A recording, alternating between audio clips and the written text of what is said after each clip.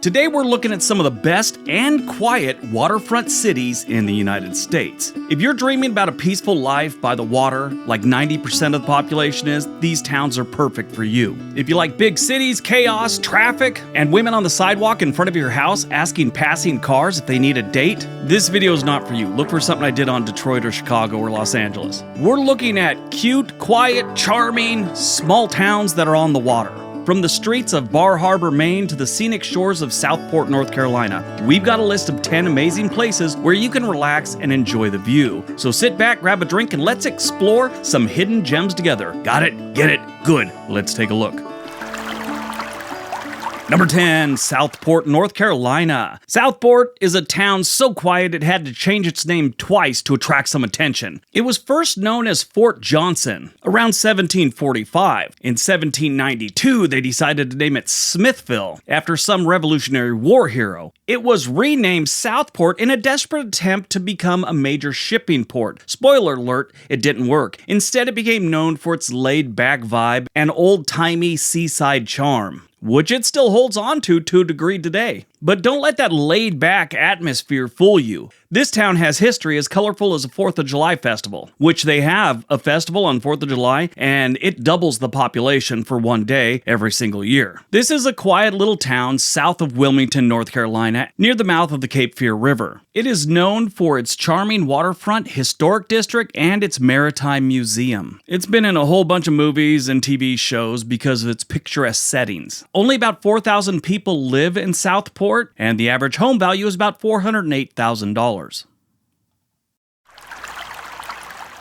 Number 9. Port Townsend, Washington. Yep, up in the Pacific Northwest, they actually have a place that is quiet and on the water. It's called Port Townsend. Actually, there's a few. This is one of them. This is a charming little burg perched on the tip of Washington's Quimper Peninsula. With a population of just north of 10,000 people, it's the kind of place where everyone knows your name. Probably your dog's name, too. This quirky coastal town proudly boasts the title of Key City, a moniker earned back in its heyday as a bustling Victorian seaport. These days, it's more likely to be overrun by boat enthusiasts and art aficionados than steamship barons. So back in the day, this little town had dreams of becoming the West Coast's next big metropolis. We're talking the 1800s. That never really happened. Even though it's a nice little town right on the water, it just never achieved its goals of being as big as Seattle or bigger than Seattle. Port Townsend still retains much of its 19th century charm. Wander through its National Historic Landmark District, where Victorian buildings stand as a testament to a bygone era. Port Townsend has a population of about 10,000 residents. It's located on the Quimper Peninsula, which is part of the Olympic Peninsula. It is northwest of Seattle, and it hosts the Wooden Boat Festival every year. The average home value here is about $634,000.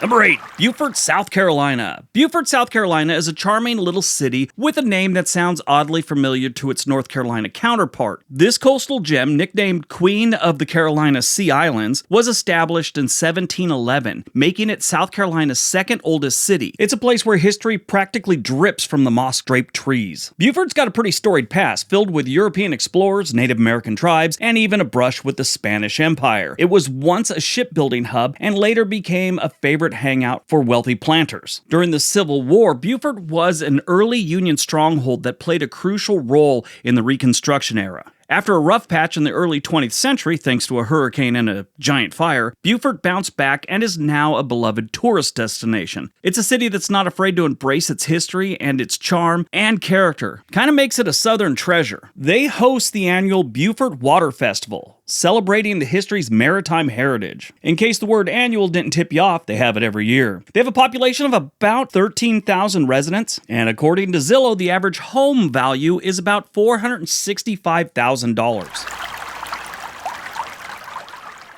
Number 7, Mystic, Connecticut. Mystic, Connecticut is a strange little village born from seafaring folk. Once upon a time, Mystic, Connecticut was a bustling heart of shipping, churning out over 600 ships in 135 years. That's like a maritime factory with the side of clam chowder. Julia Roberts used to work at a pizza place here. Yeah, she fell in love with some rich guy. It was really strange. Wait, never mind. That was a movie called Mystic Pizza. If you ever get a chance, watch it. It's about this town. Well, not about the town. It's the backdrop for the movie. Actually, a cute little rom-com. Today, Mystic has swapped its shipyards for a sprawling maritime museum, Mystic Seaport, where you can admire the Charles W. Morgan, a majestic whaling ship that likely saw more ocean than most sailors ever will. Before the English settled, the Pequot people ruled the land, only to be defeated in the brutal Pequot War. After that, it was a free-for-all of land grabbing and boundary disputes, like a real-life game of Monopoly with higher stakes. Yet despite the early drama, Mystic flourished, becoming a hub of trade and education. So next time you stroll along the Mystic River, remember you're walking through centuries of history. I drove through there years ago. We spent a couple hours there. It was a really nice place. My friend Tripp put his forehead into a young girl's belly. He was tripping and basically headbutted her in the belly. Knocked the wind out of her. We thought he broke some ribs, but ended up being okay. And no, we weren't drinking. We were actually on our way to go drinking. I always remember the look on that poor girl's face. She was probably like 13. We were, I think, 19, 20 at the time. Total accident. Felt so bad. He was embarrassed and she was in pain. Anyway, Mystic is a cute little town. Nice place to go on the weekend or whatever, and I think it's a great place to live. Statistically, it's pretty good. Mystic has a population of about 4,200 residents. Now, according to Zillow, the average home value is about $383,000. That, I think, is a little misleading. They have a lot of modular homes or trailer homes, whatever you want to call them, that are going for around $125,000, and then they've got a lot of vacant lots in the area. Obviously not downtown, on the outskirts. I think realistically, if you want to buy something decent, just by poking around on Zillow, and it's not a modular home or an empty lot, probably gonna be closer to $600,000 on up. Beautiful little town though. One other thing about Mystic, they have an aquarium, and it's known for its beluga whales and sea lion show. And that takes us to today's sponsor, Ground News. One of the worst things about the media we consume is that most news organizations have a habit of catering to one side of the political spectrum. This makes you feel like you're on the correct side of history and whatever issue they're talking about. Ground News, the sponsor of today's video, is trying to make these biases more transparent by giving you the tools to help you think critically about the information you consume. A mission I'm 100% on board with. Ground News gathers related articles from around the world in one place so you can compare how different outlets and sides cover each issue. They provide context about the source and the information. If they have a political bias, how reliable reporting is, and who owns each news outlet. Back in the old days, the news was almost like a public service announcement. It was just there to keep us informed. These days, it's a real business and a financial incentive to capture and hold your attention. Ground News was created by a former NASA engineer to empower readers to navigate our complex media landscape. Take a look at this article about the 10 Commandments in Louisiana. They just passed a law that said they must be displayed in Louisiana classrooms. It's been covered by more than 160 sources, 43 leaning left, 31 leaning right, and 53 in the center. If you scroll down, you can see every article about this topic and compare the headlines. Myself, I like to read the moderate ones, try and stay in the middle as best I can. I've been reading Ground News for a while, well before I decided to take them on as a sponsor. I don't like to form opinions by hearing just one side of the story. Go to ground.news/Briggs to give it a try. If you sign up through the link, you'll get 40% off the Vantage plan, which is what I use to get unlimited access to all the features. I think Ground News is doing important work, and I hope you'll check them out.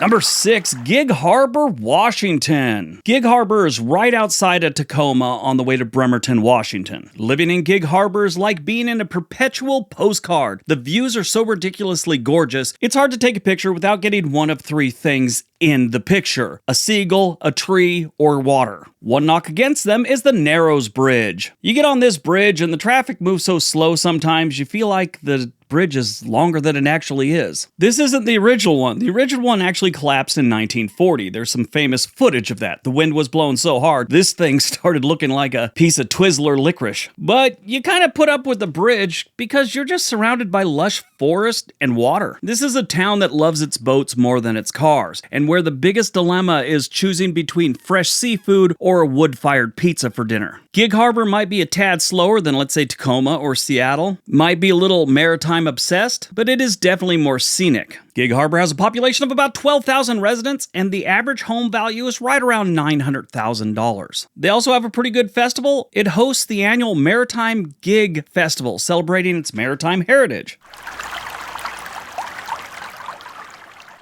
Number 5, Sturgeon Bay, Wisconsin. Sturgeon Bay has that classic small-town charm with friendly locals, cute shops on 3rd Avenue, and plenty of coffee spots to fuel your lakeside wanderings. Summer's a whole nother level of awesome, with boaters filling the bay, tourists browsing the galleries, and everyone soaking in the sunshine. But don't be fooled, Sturgeon Bay isn't just a summer fling. It gets bitterly cold here, but that's what coffee and hot cocoa was made for, right? No matter the season, though, this is a cute town. Nice, quiet, relaxing. If you're looking for it on a map, it is to the northeast of Green Bay on that peninsula there. It sits on Sturgeon Bay. The town is on each side, it runs right through the middle, right before it dumps out into Lake Michigan. You've probably seen the famous Sturgeon Bay Ship Canal Pierhead Lighthouse. It's always bright red. Or it's frozen solid and looks sort of white. If you're looking for a place with a tight-knit community, beautiful scenery, and a laid-back vibe, Sturgeon Bay might be just your new happy place. Sturgeon Bay has a population of around 9,000 residents, and the average home value is about $342,000. If you like beautiful summers on a lake, you like cold winters, and amazing lighthouses, Sturgeon Bay is where you should move to.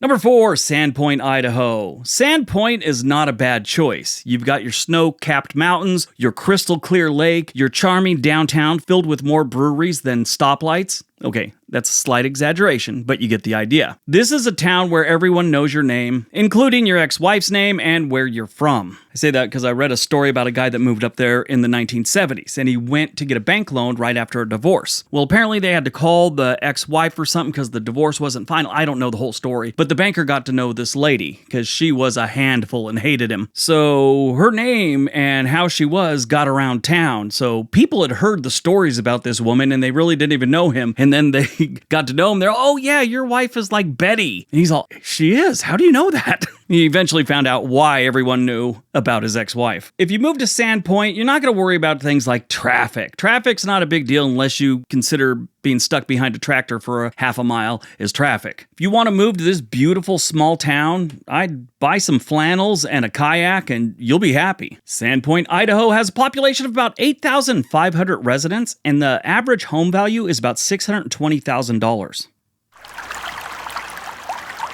Number 3, Montauk, New York. Living in Montauk is like having a permanent vacation. Matter of fact, for New Yorkers that don't like to fly, this is where they vacation. You wake up to the sound of crashing waves, spend your days surfing, fishing, or just soaking up the sun on the beach. The atmosphere here is calm and laid back, with friendly locals and a tight-knit community. Sure, it gets a bit crowded in the summer, but that just adds a little excitement. Evenings are spent bar hopping, catching live music, or simply enjoying a bonfire on the beach. This is a nice place, and it's a great place to live if you can afford it. It is terribly expensive. This is one of the nicer resort towns in New York, in my opinion. They only have a population of about 4,300 residents. Now here's the thing. Like I said, it's expensive. The average home value here is $1.8 million. Yeah, so if you've got that kind of money, it could be a good option. Even their modular home area they have there, they have a trailer park, $600,000 for a 2-bedroom, 1-bath condo, they call it, but it's actually a trailer. Condos, for the most part, go for around $500,000 to $750,000. But if you want a home, starting money is going to be somewhere around $1 million.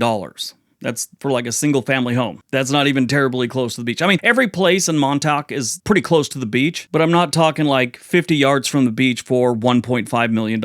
I live outside of Portland, Oregon. I'm looking at homes in Montauk that would, in let's say the Portland suburbs, would go for about $400,000. They're like $1.3 million in Montauk. It's expensive, but it's beautiful and it's an amazing place to live.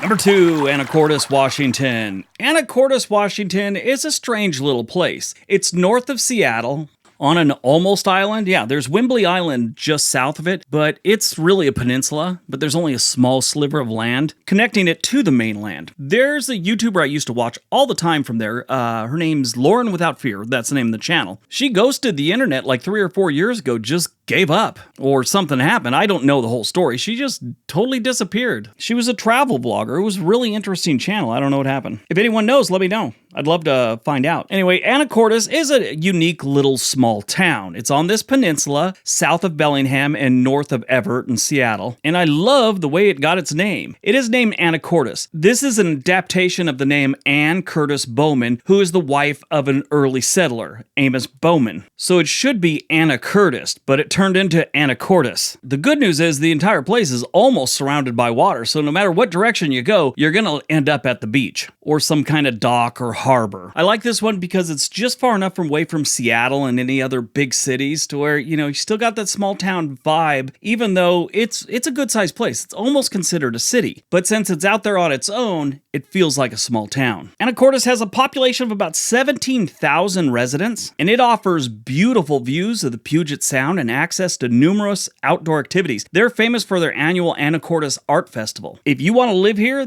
the average home value is about $790,000. All right, before we get to number 1, if you could, please hit that thumbs up button. I never ask that, but it is important to the channel. So if you like what we're doing here, please subscribe. Please hit that like button. All right, on to number 1. And number 1, Bar Harbor, Maine. Bar Harbor is one of my favorite towns in Maine. It's beautiful. It's a nice, small town, whole New England feel to it. It is in New England, so yes, that should be a thing, but this is like where you could film a movie based around a love story in New England. I will be in Bar Harbor in exactly 63 days, and we'll see how much it's changed in the last 15 years or so. Bar Harbor is on Mount Desert Island, and it's the gateway to the Acadia National Park. It's known for its stunning coastal beauty and lobster fishing industry. They offer whale watching tours here. Yeah, they also have Cadillac Mountain, which is the highest point on the East Coast. If you've never been whale watching, there's a couple good places to go see whales. Maine, the East Coast, they have some whales, but if you really want to see whales, go to Alaska or go to the Pacific Ocean. California has them all the time during the migration. But you can go whale watching here, and it's pretty interesting. New England has quite a history of whaling. If you want to live in Bar Harbor, Maine, they've got a population of about 5,500 people. If you want to live in Bar Harbor, the average home value is about $695,000. This one's worth that. All right, that's today's video. Hope you guys enjoyed it. Hope you got some information out of it. Now go out, have a great day, be nice to each other.